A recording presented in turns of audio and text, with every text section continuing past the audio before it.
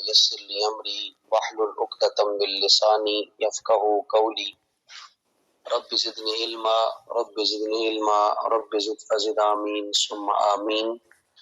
اللهم صل على سيدنا ومولانا محمد بعدد كل ذرة مئة ألف مرة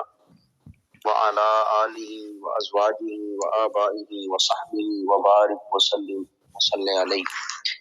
السلام علیکم ورحمۃ اللہ وبرکاتہ۔ آج ہم جو ضیاء النبی سیرت النبی صلی اللہ علیہ وآلہ وسلم کا عنوان پڑھیں گے وہ ہے طائف سے واپسی۔ تو اس سفر کو پڑھنے سے پہلے ایک چیز میں کلیئر کروانا چاہ رہا ہوں، مجھے یہ بتائیں کہ آواز سب کو کلیئر ہے یا نہیں ہے؟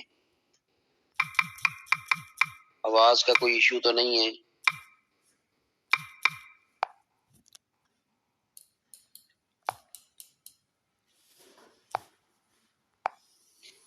جی ٹھیک ہے۔ تو آج ہم پڑھیں گے طائف سے واپسی۔ سفر طائف میں محبوب رب العالمین صلی اللہ علیہ وآلہ وسلم کو جن روح فرسا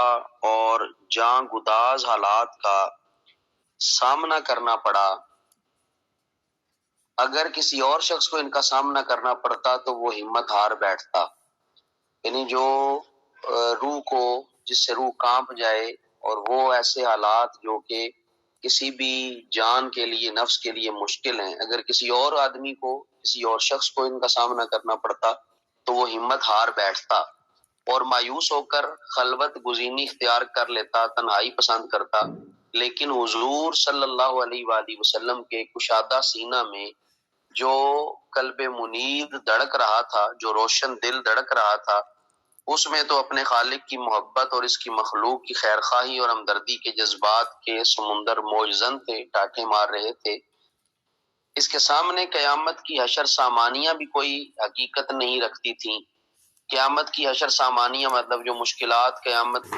کی ہیں، جن کے بارے میں سوچ کے انسان پریشان ہو جاتا ہے، ان کی بھی کوئی ان کے سامنے حقیقت نہیں۔ اس حادثہ فاجعہ کے بعد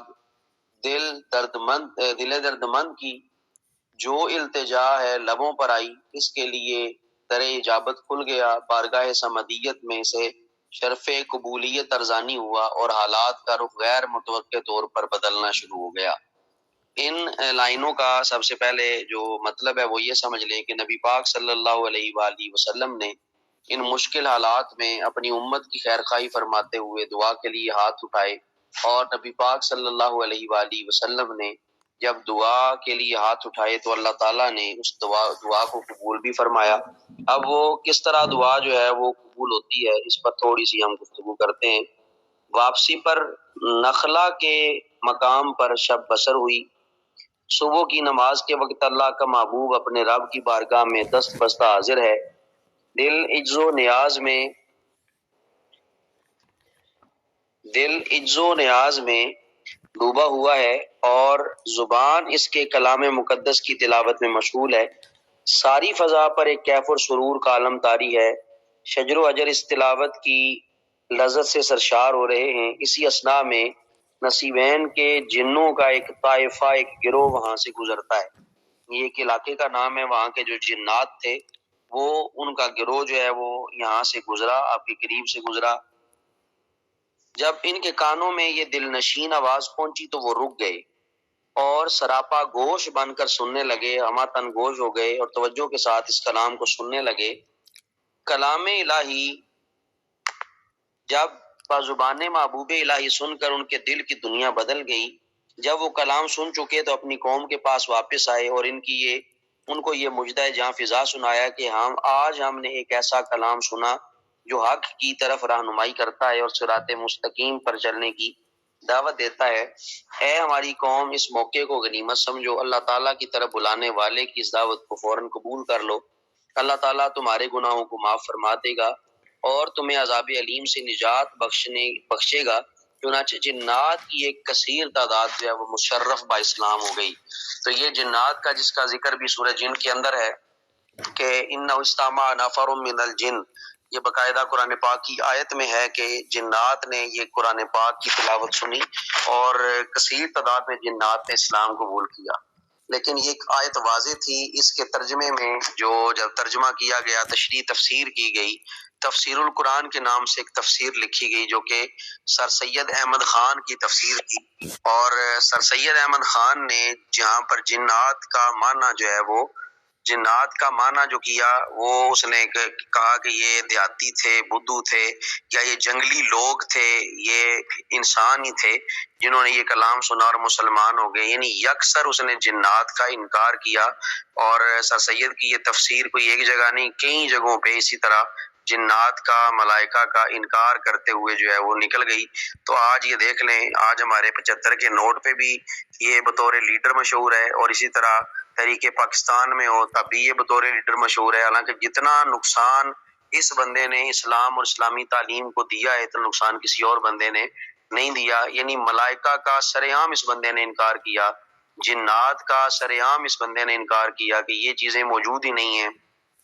ملائکہ کا کوئی تصور نہیں۔ حالانکہ آمنت باللہ و ملائکتہ و کتبہ، یہ باقاعدہ ایمانیات کا حصہ ہے فرشتوں پر ایمان لانا، تو لوگ اس کو پتہ نہیں کس طرح اسلام کا لیڈر مان لیتے ہیں۔ حالانکہ ملائکہ کا انکار کرنے سے انسان اسلام سے نکل جاتا ہے، اسلام سے جو ہے وہ الگ ہو جاتا ہے۔ تو عجیب ہی ان کا جو ہے وہ حساب ہے۔ نبی پاک صلی اللہ علیہ وآلہ وسلم کی جو امت ہے، اس امت کو جو ہے وہ محمدن کا انہوں نے جو ہے وہ نام دے دیا۔ اس طرح احمدی تھے جی قادیانی، جنہوں نے اپنی امت یا اپنے قبیلے کو احمدی مرزائی قادیانی کا نام دیا، اس نے بھی اسی طرح اپنے ماننے والوں کو، یا اس 1857 کی جنگ آزادی میں جو اس کے حامی تھے ان کو جو ہے اس نے نام دے دیا کہ یہ سارے محمدن ہیں، یعنی یہ سارے محمدی ہیں۔ محمدی مطلب نبی پاک صلی اللہ علیہ وآلہ وسلم کی امتی ہیں، جس طرح کی یہ آج کل مختلف ٹرمز استعمال کی جاتی ہیں۔ یہ امت واحد ایک ہی امت تھی۔ تو یہ جنات کے حوالے سے باقاعدہ واضح ایک فرمان موجود ہے کہ باقاعدہ جنات ہیں، اور ان میں شریر بھی ہیں، ان میں جو ہے وہ امن پسند بھی ہیں، ان میں ایمان والے بھی ہیں، ان میں کافر بھی ہیں، اور جنات سے مراد باقاعدہ ایک مخلوق ہے، نہ کہ یہ دیہاتی اور جنگلی لوگ مراد ہیں۔ اس طرح کے سر سید کو اس حوالے سے جو ہے وہ گمان گزرا ہے، اور انہوں نے پوری اس پہ تفسیریں لکھی ہیں، کتابیں لکھی ہیں۔ سرکار دو عالم صلی اللہ علیہ وآلہ وسلم کی دعا کی قبولیت کا یہ پہلا ثمر تھا۔ اللہ تعالیٰ نے اس واقعے کو اپنی کتاب مقدس میں یوں بیان فرمایا۔ اب یہ آیت مبارکہ ہے، وَإِذْ صَرَفْنَا إِلَيْكَ نَفَرًا مِّنَ الْجِنِّ يَسْتَمِعُونَ الْقُرْآنَ فَلَمَّا حَضَرُوهُ، اور جس وقت ہم نے متوجہ کیا آپ کی طرف جنات کو کی ایک جماعت کو تاکہ قرآن سنیں، قَالُوا أَنصِتُوا فَلَمَّا قُضِيَ وَلَّوْا إِلَىٰ قَوْمِهِمْ مُنذِرِينَ، تو وہ کیا کہتے ہیں، قالو، تو وہ بولے خاموش ہو جاؤ، انصتو خاموش ہو جاؤ، فلما قضی، تو جب تلاوت ہو چکی، ولوا الی قومہم، اپنی قوم کی طرف پلٹے، منذرین، ان کو ڈرانے لگے، ان کو جو ہے وہ ڈر سنانے لگے۔ قالو، تو انہوں نے کہا، یا قومنا انا سمعنا کتابا انزل من بعد موسیٰ مصدقا لما بین یدیہ یہدی الی الحق والی طریق مستقیم، تو وہ کہنے لگے، اے ہماری قوم، انا سمعنا، بے شک ہم نے سنا ہے، کتاباً ایسی کتاب کو، انزل من بعد موسیٰ، جو موسیٰ علیہ السلام کے بعد نازل ہوئی، مصدقاً تصدیق کرنے والی ہے، لما بین یدیہ، جو حضرت موسیٰ علیہ السلام کے پاس جو کچھ تھا اس کی، یہدی الی الحق، وہ حق کی طرف ہدایت کرنے والی ہے، والی طریق مستقیم، اور سیدھے راستے کی طرف ہدایت کرنے والی ہے۔ یا قومنا اجیبوا داعی اللہ، اے ہماری قوم جواب دو اللہ کے بلانے والے کی بلاوے کا، وآمنوا بہ، اور اس پر ایمان لے آؤ، یغفر لکم، تمہارے گناہ بخش دیے جائیں گے، من ذنوبکم، جو تمہارے گناہوں میں سے ہیں، ویجرکم من عذاب علیم، اور تمہیں جو ہے وہ دردناک عذاب سے جو ہے وہ بچا لیا جائے گا۔ تو ان آیات کو جنات کے اس گروہ نے سنا تو انہوں نے اسلام قبول کیا، اسلام کے داعی و مبلغ بن کر اپنی قوم کے پاس پہنچے، انہیں بتایا کہ کس طرح انہیں کلام الہی سننے کی سعادت نصیب ہوئی،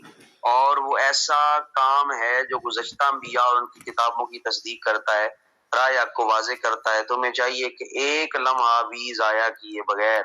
اس داعی پر ایمان لاؤ، تمہارے گناہ بخش دیے جائیں گے، تمہیں عذاب الہی سے نجات مل جائے گی۔ اس طرح اسلام کی تبلیغ و اشاعت میں جو پے در پہ رکاوٹیں پیدا ہو رہی تھیں، ان کے باوجود اسلام کا یہ بابرکت سیل رواں ایک اور سمت روانہ ہوا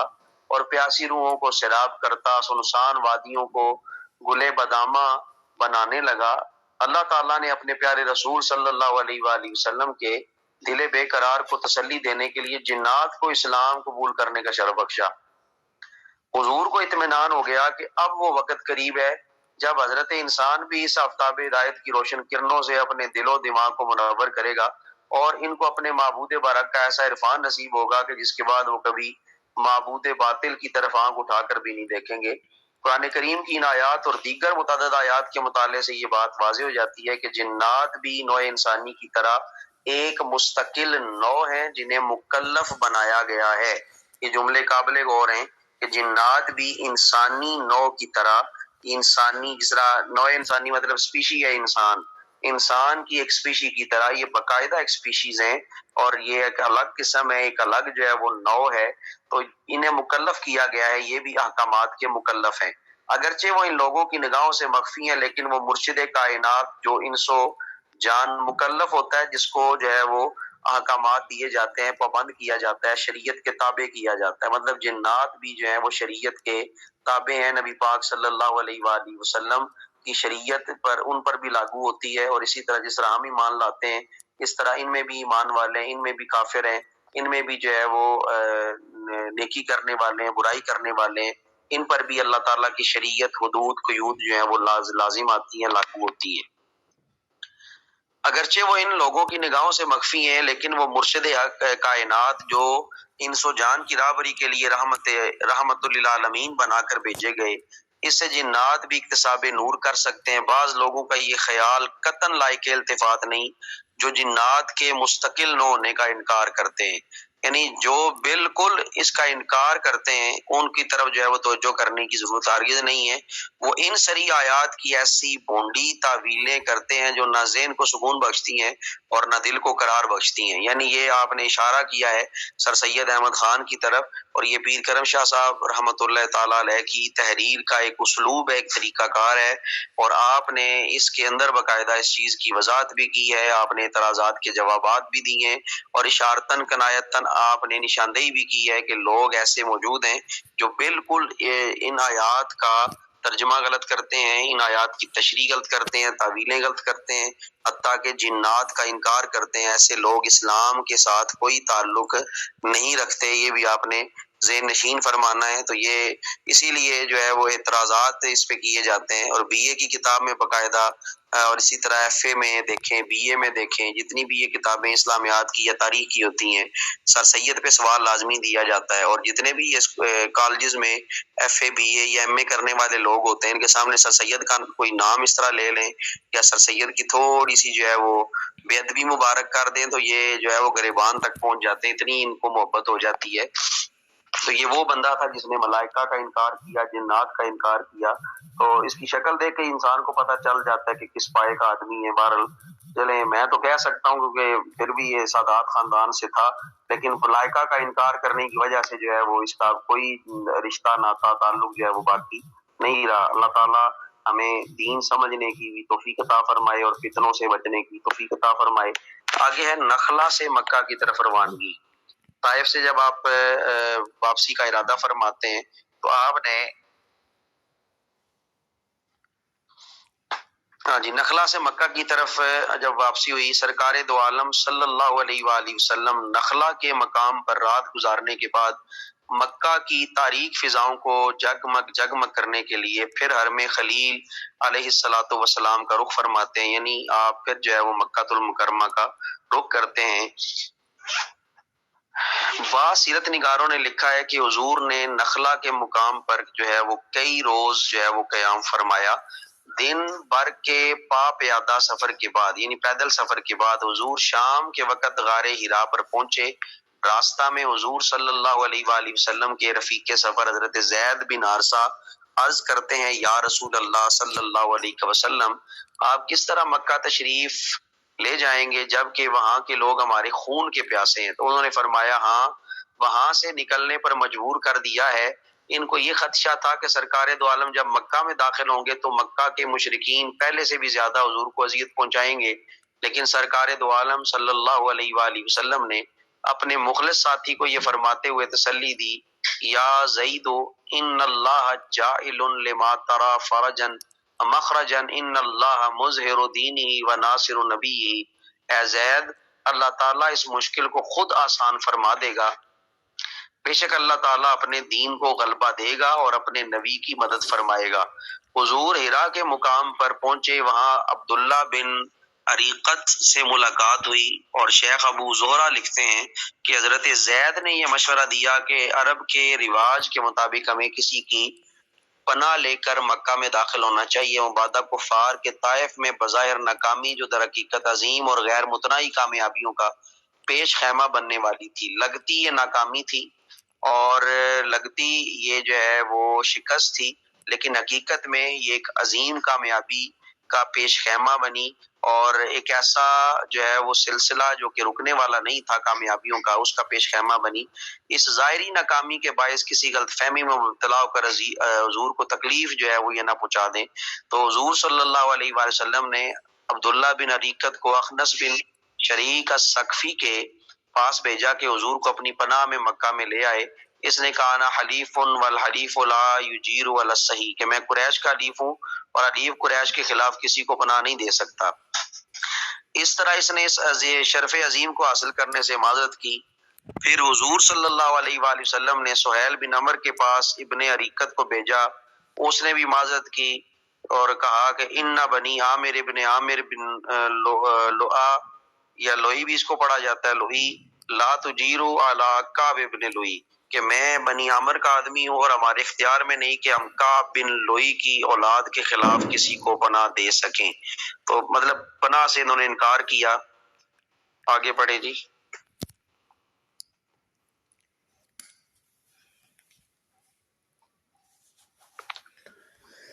پھر حضور نے اسے مطعم بن عدی کے پاس بھیجا، اور اس کو جب یہ پیغام پہنچا تو اس نے کہا کہ میں بصر و چشم حاضر ہوں آپ کو عرض کروں کہ میرے پاس تشریف لائیں۔ چنانچہ ابن عریقت نے یہ پیغام رحمت عالم کی بارگاہ میں عرض کیا۔ حضور صلی اللہ علیہ وآلہ وسلم مکہ میں تشریف لے آئے اور یہ رات مطعم بن عدی کے پاس بسر فرمائی۔ جب صبح ہوئی تو مطعم اپنے 6 یا 7 بیٹوں کے ہمراہ حضور کو لے کر مسجد حرام کی طرف روانہ ہوا۔ مطعم اور اس کے بیٹوں نے ہتھیار سجائے ہوئے تھے، تلواریں گلے میں حمائل کی ہوئی تھیں۔ جب مسجد حرام میں پہنچے تو اس نے حضور صلی اللہ علیہ وآلہ وسلم سے عرض کیا، آپ طواف فرمائیں، اور خود اپنے بیٹوں کے پاس چوکس ہو کر جو ہے وہ بیٹھ گیا۔ اس کے 4 بیٹے بیت اللہ کے ایک کونا پر کھڑے ہو گئے۔ اس کے باقی فرزند تلواریں حمائل کیے ہوئے باپ سمیت مطاف میں موجود رہے، یہاں تک حضور نے طواف مکمل کیا۔ مطعم نے اس مظاہرہ سے تمام اہل مکہ کو معلوم ہو گیا کہ اس نے حضور صلی اللہ علیہ وآلہ وسلم کو پناہ دی ہے۔ یہ سن کر ابو سفیان، بعض نے ابو جہل کا نام لیا ہے، ممکن ہے دونوں ہوں، پیچ و تاب کھاتا ہوا مطعم کے پاس پہنچا۔ مطاف یہ جو جہاں سے جو ہے وہ طواف مطلب جو اندر کا حصہ ہے، اسے مطاف ایسے عام طور پہ کہتے ہیں جس جگہ طواف کیا جاتا ہے، یہ سارا مطاف کا علاقہ ہے جہاں پہ طواف ہوتا ہے، جس خانہ کعبہ کے جو طواف کیا جاتا ہے اسے مطاف کہا جاتا ہے۔ تو اسی ایریا کے اندر، مطلب اسی حصے کے اندر جو ہے وہ موجود رہے۔ تو یہ ہو سکتا ہے دونوں پہنچ گئے، ویسے دریافت کیا کہ مجیر و نم تابع ہے، مطعم تو نے ان کو اپنی صرف پناہ دی ہے یا تو ان کی اطاعت قبول کر لی اور مسلمان ہو گئے؟ مطعم نے کہا میں نے صرف پناہ دی ہے۔ ابو سفیان نے کہا اذن لا تخف، تمہیں ڈرنے کی ضرورت نہیں، جس کو تو نے پناہ دی ہے اس کو ہم نے بھی پناہ دی۔ تو علامہ شیخ محمد ابو زہرہ رحمۃ اللہ تعالیٰ نے یہاں بڑا لطیف نکتہ بیان کیا، فرماتے ہیں ابو سفیان نے یا ابو جہل نے یہ سوال پوچھ کر اس بات کی طرف اشارہ کیا، اگر تم نے ان کی اطاعت قبول کر لی اور ان پر ایمان لے آئے ہو تو جس طرح وہ ہمارے دشمن ہیں تم بھی ہمارے دشمن ہو، اور تمہارے ساتھ وہ سلوک کریں گے جو ایک دشمن کے ساتھ کیا تھا۔ لیکن اگر تم نے ان کا دین قبول نہیں کیا اور ایمان نہیں لائے، پھر صرف رشتہ داری کی بنا پر ان کو اپنے جوار میں لیا ہے، تو پھر تم ہماری ملت کے فرد ہو، اس لیے ہم تمہارے جوار کو تسلیم کرتے ہیں، تمہارے پڑوس کو تسلیم کرتے ہیں، مہمان کو تسلیم کرتے ہیں۔ شیخ لکھتے ہیں کہ حضرت ابو طالب نے اس مسئلے کے تحت اپنے اسلام کا اعلان نہیں کیا تھا، کیونکہ اگر آپ اپنے مسلمان ہونے کا اعلان کر دیتے تو پھر جس طرح وہ حضور کا دفاع کر رہے تھے وہ نہ کر سکتے۔ کئی عظیم ہستیوں کے مسلمان ہونے کے باوجود بھی کفار کا ظلم و ستم جاری رہا۔ حضرت ابو طالب اگر اپنے اسلام کا اعلان کر دیتے تو وہ حضور کی حمایت اور دفاع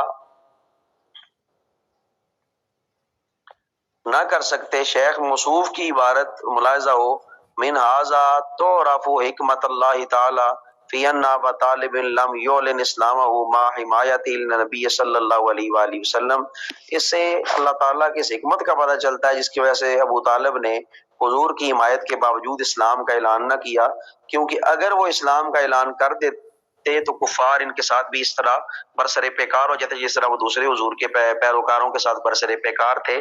اور ان کی اعضا رسانیوں میں انہیں نہ کسی رشتہ داری کا پاس ہوتا اور نہ کسی وعدے کا۔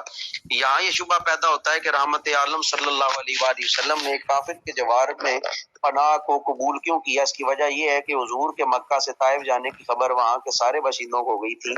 نیز طائف کے مکینوں نے جو انسانیت سوچ سلوک کیا تھا اس کا بھی انہیں علم ہو گیا تھا۔ انہوں نے اجتماعی طور پر یہ فیصلہ کیا کہ وہ حضور کو مکہ میں داخل نہیں ہونے دیں گے۔ اس وقت مسلمانوں کی تعداد اتنی نہ تھی کہ وہ مشرکین مکہ کے اس منصوبے کو اپنی قوت بازو سے خاک میں ملا سکتے، اور نہ ابھی جہاد کا اذن ملا تھا۔ ان حالات میں یا تو حضور مکہ کے مرکز کو نظر انداز فرما دیتے اور جا کر صحرا کے کسی گوشہ میں فروکش ہو جاتے۔ یہ بات کسی طرح بھی دعوت اسلامی کے لیے مفید نہ ہوتی۔ نیز حضور کے مکہ سے نقل مکانی کے بعد مٹھی بھر جانثار بے آسرا ہو کر رہ جاتے۔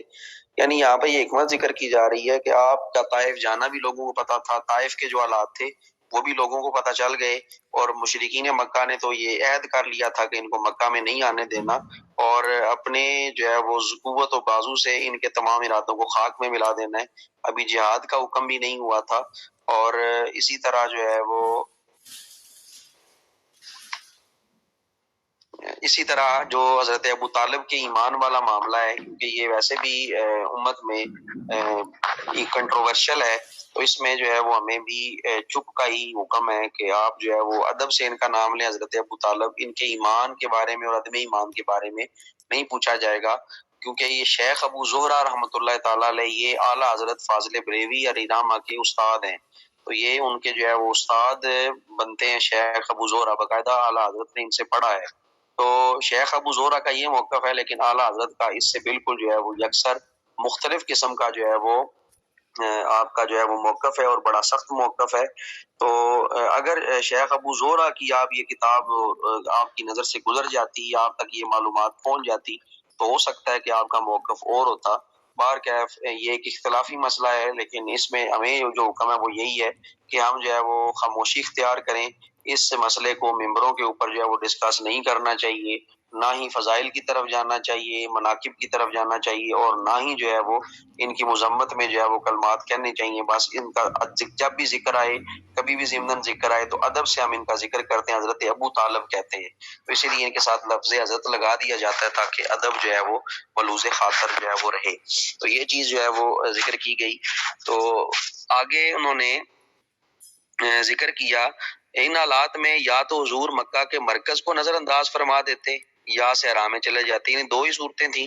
یا مکہ میں چلے جاتے یا مکہ کو نظر انداز کر دیتے۔ اگر مکہ کو نظر انداز کرتے تو دوسری صورت تھی کسی صحرا میں چلے جاتے، لیکن یہ بات جو ہے وہ اسلام کی دعوت کے لیے ہرگز جو ہے وہ قطعاً مفید نہیں تھی۔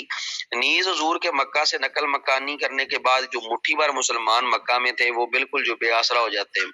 جو مکہ میں عام قبائل سے مختلف مواقع پر رابطہ قائم کرنے کے لیے جو امکانات تھے وہ بھی معدوم ہو جاتے۔ اس لیے اخف البلیتین، دو مصیبتوں میں سے کم تر مصیبت کو آپ نے جو ہے وہ اختیار کیا، متم ندی کے جوار کو قبول کرنا، یہ عین مصلحت تھا۔ یعنی آپ نے ایک جو ہے وہ غیر مسلم کو کے گھر کس طرح پناہ لی، اس کی وجوہات آپ کے سامنے ہیں، اور اسلام کے سنہری دور کا آغاز یہیں سے پھر ہوتا ہے۔ اور حدیث پاک میں ان اللہ لا یؤید ھذا الدین بالرجل الفاجر فی حدیث باقوام لا خلاق لهم۔ تو آگے اس کا جائیں اگلے پیج پہ۔ اس کا ترجمہ یہ ہے، یعنی اللہ تعالیٰ اس دین کی امداد کبھی کسی فاسق و فاجر سے بھی کرا دیتا ہے، اور دوسری حدیث میں ہے کہ اللہ تعالیٰ اس دین کی امداد ایسی قوموں سے کرا دیتا ہے جن کا اس دین میں کوئی حصہ نہیں ہوتا۔ تو بعض اوقات اس طرح بھی ہو جاتا ہے، اللہ تعالیٰ جب اس دین کی مدد کروانا چاہتا ہے، جس طرح آپ دیکھ لیں مختار سقفی تھا، اور یہ مختار سقفی، مختار بن عبید اللہ سقفی، جس کے یہ شیعوں نے یہ مختار فورس بھی بنائی ہوئی، خاص کر یہ جو ہمارے دینا میں، اگر دینا کے یہاں پہ بچیاں موجود ہیں وہ جانتی ہیں، یہ ڈالا سیدہ ہو گیا، چاہے حالق ہو گیا، یہاں پہ وحدت المسلمین ہے، تو جن کو جو ہے وہ امن کی بڑی آشا کھائی جاتی ہے، تو یہ امن کی آشا والی وحدت المسلمین ہے، جو سامنے کچھ ہے لیکن اندر خانہ جتنا یہ بغض صحابہ رکھتے ہیں اتنا کوئی بھی نہیں رکھتا، اور ان کی جو فورس ایک بنی ہے، اس فورس کا نام ہی مختار فورس ہے۔ اور مختار وہ آدمی تھا جس نے حضرت عبداللہ ابن زبیر رضی اللہ تعالیٰ عنہ کے حکم پر جو ہے وہ کوفہ پر اور اس طرح کے شام والے علاقوں پر جو ہے وہ چڑھائی کی، یزیدیوں کو جو ہے وہ اس نے نیست و نابود کیا، اور دوبارہ سے جو ہے وہ بدلہ لیا گیا اہل بیت اطہار کی شہادتوں کا، اور مختار سقفی کے ساتھ یہ سیرا رہا۔ لیکن مختار سقفی یہ وہ آدمی تھا جس نے پھر بعد میں نبوت کا دعویٰ کیا اور نبی ہونے کا دعویٰ کیا، جس کی وجہ سے حضرت عبداللہ ابن زبیر نے اس کو جو ہے وہ واصل فی النار کیا،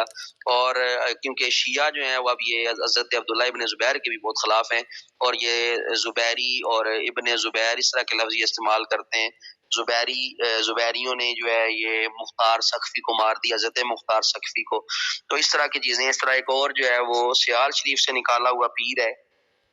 سید شمس الرحمان مشہدی سید ہے، اور بلکہ یوں کہہ لیں کہ بہت اچھا ایک خطیب تھا، بہت اچھا ایک عالم تھا، اور فیض یافتہ سمجھ لیں سیال شریف ہی کا تھا، وہیں پہ خطیب تھا، لیکن ان کی جو ہے وہ بارگاہ سے، سیال شریف والوں کی بارگاہ سے ایسا دھتکارا گیا، اور وہاں سے نکلا، اور دیکھ لیں اب جگہ جگہ دھکے کھاتا ہے، کبھی کسی رافضی کے پاس، کبھی کسی رافضی کے پاس، حتیٰ کہ اس نے جا کے مختار سقفی کی قبر کو بوسے بھی دیے ہیں۔ تو یہ ان کے جو ہے وہ پستی کا مقام ہے، اور ہمارے جو بڑے بڑے لیڈر ہیں جس طرح کے ان کے اپنے مزاج ہیں، ان کو بھی اٹھا کے اپنے گروپ میں شامل کر لیا گیا ہے، اور باقاعدہ اس کو ایک سیٹ بھی دی گئی ہے سید شمس الرحمان مشہدی کو، تو یہ شعر بھی لکھتا ہے جی، گن بھی گاتا ہے، تو بڑے ان کے معاملات بن جاتے ہیں۔ تو یہ چیز بتانا مقصود ہے کہ اللہ جب بھی اپنے دین کی مدد کروانا چاہتا ہے، کبھی فاسق فاجر سے بھی کروا لیتا ہے، جس طرح مختار سقفی سے کروا لی ہے۔ تو بہت سارے معاملات ہیں جو فاسق اور فاجر کے ذریعے بھی اللہ تعالیٰ کروا لیتا ہے۔ جب کوئی نیک بندہ اس معاملے کو حل نہیں کر سکتا، اللہ تعالیٰ جو ہے وہ ان معاملات کو فاسق و فاجر سے بھی جو ہے وہ امداد دیتا ہے، جس طرح مطعم بن عدی کے ذریعے جو ہے وہ فتح دی ہے اور اسلام کا بول بالا کروایا ہے۔ مطعم بن عدی کا خاتمہ اگرچہ کفر پر ہوا، لیکن سرور کائنات صلی اللہ علیہ وآلہ وسلم اس کی اس مروت کو ہمیشہ یاد رکھتے اور اس کا ذکر اچھے الفاظ سے فرماتے۔ جنگ بدر میں جب کفار کو شکست فاش ہوئی، ان کے 70 جنگجو موت کے گھاٹ اتار دیے گئے اور 70 کافروں کو جنگی قیدی بنا لیا گیا۔ اس وقت حضور صلی اللہ علیہ وآلہ وسلم نے ارشاد فرمایا، لو کان المطعم ابن عدی حیا ثم قلمنی فی ہؤلاء انتنا لترکتہم، اگر مطعم آج زندہ ہوتا اور وہ ان قیدیوں کے بارے میں سفارش کرتا تو اس کی وجہ سے میں ان تمام قیدیوں کو آزاد کر دیتا۔ تو اتنا نبی پاک صلی اللہ علیہ وآلہ وسلم جو ہے وہ ان کا جو ہے وہ حیا فرمایا کرتے تھے۔ تو یہ چیزیں جو ہیں وہ آپ نے سیکھنی ہیں، یہ چیزیں آپ نے سمجھنی ہیں۔ جو چیزیں اختلافی آپ کو بتائی جاتی ہیں ان کو تھوڑا سا غور سے سنیں، یہ بہت بڑے فتنے ہیں جن کو ہم نے مل کے جو ہے وہ ختم کرنا ہے، اور مل کے جن کے بارے میں ہم نے جو ہے وہ سوچنا ہے۔ یہ پوری ایک رافضی الائنس بنتی جا رہی ہے اہل سنت کے اندر، اور اہل سنت کے اندر جو ہے وہ 3 طرح کے طبقات بن رہے ہیں۔ ایک طبقہ وہ جو درمیانہ راستہ اختیار کرتا ہے، اور 2 طبقے ایسے ہیں، ان میں سے ایک ناسبی ہے اور ایک ان میں سے خارجی جنہیں ہم عام طور پہ کہتے ہیں، اور ایک جو ہے وہ یہ رافضی ہیں۔ رافضی مطلب جو رفض ویسے کہتے ہیں الگ ہو جانا، جنہیں عام طور پہ ہم شیعہ مزاج کہتے ہیں، انہیں رافضی، شیعوں کو رافضی کہا جاتا ہے، یا اس فکر کو، اس سوچ کو رافضی کہا جاتا ہے۔ مثلا حضرت ابوبکر صدیق رضی اللہ تعالیٰ عنہ کی افضلیت کا انکار کرنا، یہ رافضیت ہے۔ اسی طرح حضرت امیر معاویہ رضی اللہ تعالیٰ عنہ کی توہین کرنا، ان پر تبرہ کرنا، ان پر بکواس کرنا یا ان کی تنقیص کرنا، یہ جو ہے علامت ہے بالخصوص جو ہے وہ روافظ کی رفض کی علامت ہے۔ اسی طرح جو ہے وہ نبی پاک صلی اللہ علیہ وآلہ وسلم کے اصحاب کو کام اہمیت دینا، یہ بھی رفض کی علامت ہے۔ اور اس کے برعکس کیا ہے؟ اس کے برعکس جو ہے وہ صحابہ اکرام رضوان اللہ تعالی علیہم اجمعین کے جو ہے وہ فضائل بیان کرنا، لیکن اہل بیت کے مقابل کر کے کرنا، جس طرح جو ہے وہ یزید کے مناقب بیان کیے جاتے ہیں، یہ جو ہے وہ آگے خارجیت ہے پھر۔ تو یہ سارے معاملات درمیان میں اگر رکھے جائیں تو انسان جو ہے وہ تبھی درست سمجھ جو ہے وہ جاتا ہے۔ یہ پوری ایک الائنس جو ہے وہ تیار ہو چکی ہے، اور اگر آپ غور کریں یہ پنڈی گروپ جتنا بھی ہے، حنیف قریشی ہے، ریاض شاہ ہے، یہ سارے جتنے بھی ہیں یہ ایک کیٹیگری کے، عرفان شاہ مشہدی ہے، یہ سارا ایک ٹولہ بنتا جا رہا ہے، اور یہ سارے جو ہے وہ رفس کے سپورٹر ہوتے جا رہے ہیں، جس کی وجہ سے ایک دیوبندیوں کا، وہابیوں کا ایک عالم تھا حق نواز جنگوی، اس نے جو ہے تو وہ جھوٹا تھا لیکن جاتے جاتے ایک بات سچی کر گیا۔ اس نے کہا کہ بریلویت کا انجام شیعت ہے، اور یہ اکثر جو ہے وہ لوگ اسی طرح جو ہے وہ جائیں گے، اور حقیقت اس کی بات یہ ثابت ہو رہی ہے کہ ہمارے جتنے بھی اہل سنت کے لوگ ہیں وہ رفس کی طرف جو ہے وہ زیادہ جا رہے ہیں، اور محبت اہل بیت کی آڑ میں بہت نقصان پہنچا رہے ہیں۔ اللہ تعالیٰ ہمیں ان فتنوں سے محفوظ رکھے، ان فتنوں سے ہمیں بچنے کی اللہ تعالیٰ توفیق عطا فرمائے۔ تو ان کے خلاف جو بھی اٹھا ہے پھر اس پہ یا تو اگر یہ حنیف قریشی گروپ کے خلاف کوئی اٹھتا ہے تو اس پہ خارجی کا فتویٰ لگایا جاتا ہے، اگر کوئی دوسرے گروپ کے خلاف اٹھتا ہے تو اس پہ جو ہے وہ رافضی کا فتویٰ لگایا جاتا ہے۔ لیکن یہ یاد رکھیں اہل سنت کا وہی موقف ہے جو درمیانہ راستہ ہے، اسی کو ہم اختیار کرتے ہیں۔ اللہ تعالیٰ ہمیں اسی درمیانے راستے پر چلنے کی توفیق عطا فرمائے، اور شخصیت پرستی سے بالا تر ہو کر آپ تھوڑا سا سوچیں گے تو آپ کو انشاءاللہ سارے مسائل جو ہیں وہ سمجھ آ جائیں گے۔ تو یہ آج کا آپ کا سبق تھا۔ اس سبق میں آپ کے لیے بہت سارے اسباق بھی اور بھی موجود ہیں، تو اللہ تعالیٰ مجھے اور آپ کو ان پر عمل کرنے کی توفیق عطا فرمائے، ان کو سمجھنے کی توفیق عطا فرمائے۔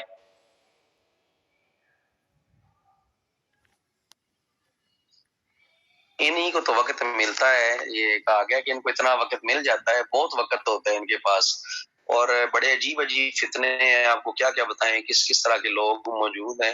بار کے ہم ان سے جو ہے وہ پناہ ہی مانگتے ہیں کہ اللہ تعالیٰ ہمیں جو ہے وہ ان سب سے محفوظ رکھے۔ تو آج یہی جو ہے وہ ایک کلاس آپ کی ہوگی، دوسری کلاس سے جو ہے وہ نہیں ہوگی، تو آج اس کلاس ہی پر ہم اکتفا کریں گے، کل انشاءاللہ دونوں کلاسز کو جو ہے وہ لیا جائے گا۔ تو مجھے آپ نے بعد میں انشاء کا بھی بتا دینا ہے کہ آپ کے پاس پی ڈی ایف اس کا ہے یا نہیں ہے، ٹھیک ہے جی۔ السلام علیکم ورحمۃ اللہ وبرکاتہ۔